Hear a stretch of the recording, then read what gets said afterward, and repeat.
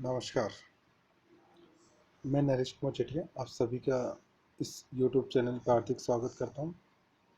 और आज मैं आपको सोशियोलॉजी का एक टॉपिक वृद्धों की समस्या और गैर सरकारी संगठनों की भूमिका, इस विषय के ऊपर मैं आपको बताने जा रहा हूं। पिछली क्लास में मैंने आपको वृद्धों की समस्या क्या क्या है उसके बारे में बताने का प्रयास किया था। उसी के कंटिन्यूशन में मैं इस टॉपिक में वृद्धों की समस्या और गैर सरकारी संगठनों की भूमिका के बारे में बताने जा रहा हूँ।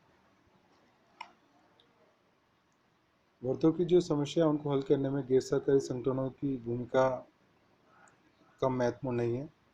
देश में ऐसे कई गैर सरकारी संगठन हैं जो बुजुर्गों के कल्याण की दृष्टि से कार्य कर रहे हैं।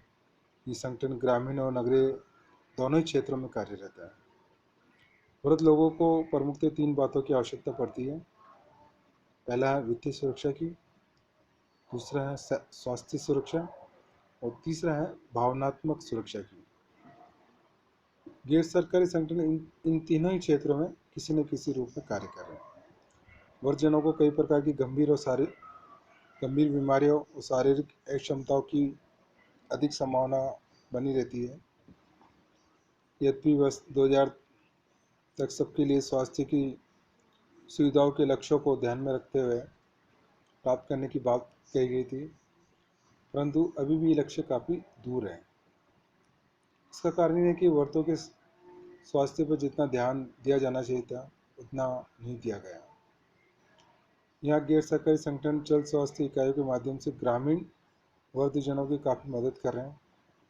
ये संगठन गांवों और नगरों में शिविर लगाकर बुजुर्गों के लिए मोतियाबिंद के मुफ्त इलाज की सुविधा भी प्रदान कर रहे हैं। गैर सरकारी संगठन अपनी विभिन्न परियोजनाओं के माध्यम से बुजुर्गों को वित्तीय सुरक्षा प्रदान करने की पूरी कोशिश कर रहे हैं। ये संगठन बुजुर्गों को उनकी शारीरिक शक्ति के अनुसार छोटे छोटे कामों में लगाकर उनकी आय को बढ़ाने में भी योग देते हैं।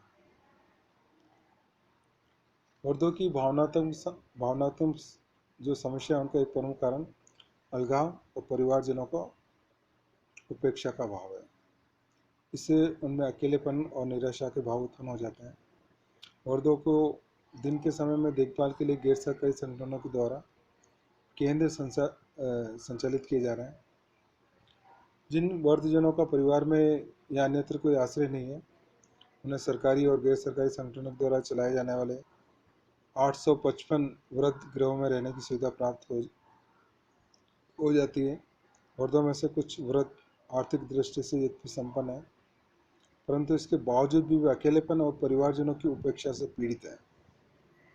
ऐसी स्थिति में ऐसे समाजसेवी संगठनों की विशेष आवश्यकता है जो वृद्धों की आवश्यकता के अनुसार सेवा कर सकें, उनकी स्वास्थ्य संबंधी आवश्यकता को पूरा कर सकें, उनकी वित्तीय कठिनाइयों को दूर कर सकें और उनको भावनात्मक सुरक्षा प्रदान कर सकें।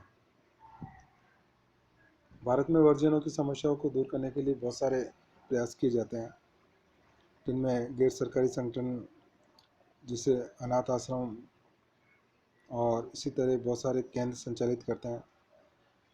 वृद्धजन स्वयं भी कई तरह के संगठन बना लेते हैं, इसके माध्यम से वे एक दूसरे से जुड़ते हैं और अपनी समस्याओं को आपस में शेयर करते हैं। और वृद्धजनों की सेवा करने के लिए बहुत सारे समाजसेवी लोग भी समय समय पर इनकी सेवा के लिए विभिन्न प्रयास करते रहते हैं।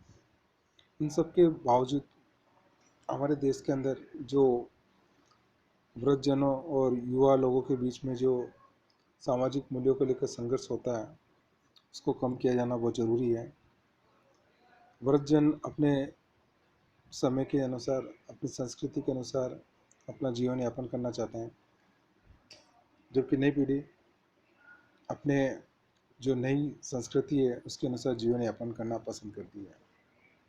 ऐसी स्थिति में दोनों के बीच में कई बार संघर्ष की स्थिति आती है और वृद्धजनों को परिवार की उपेक्षा का शिकार होना पड़ता है। कई बार कई जो संतानें होती है वो अपने जो उनकी भूमिका होती है माता पिता और वृद्धजनों के प्रति उनका जो दायित्व होता है उसको पूरी तरीके से निर्वाह नहीं करती है। ऐसी स्थिति में सरकार ने कानून बनाए, यदि कोई व्यक्ति अपने माता पिता की उचित सेवा नहीं करता है, उनकी देखभाल नहीं करता है, तो उनके खिलाफ कानूनी रूप से कार्रवाई की जाती है। और कई गैर सरकारी संगठन द्वारा इन लोगों को सामाजिक और मानसिक सुरक्षा देने के लिए अनेक प्रकार के योजनाएं चलाई जाती है, ताकि वो अपना जीवन आसानी से उस ठीक ढंग से यापन कर सकें। इन सब के बावजूद आज भी हम देखते हैं कि हमारे समाज के अंदर वृद्ध लोगों की उपेक्षा होती है, उनको उचित सम्मान नहीं दिया जाता, उनको साथ जो भी भावनात्मक रूप से जो सुरक्षा दी जानी चाहिए वो नहीं मिलती है, जिसे हम सबको इन विषय के ऊपर सोचकर इनके लिए सकारात्मक प्रयास करने की बहुत आवश्यकता है। धन्यवाद।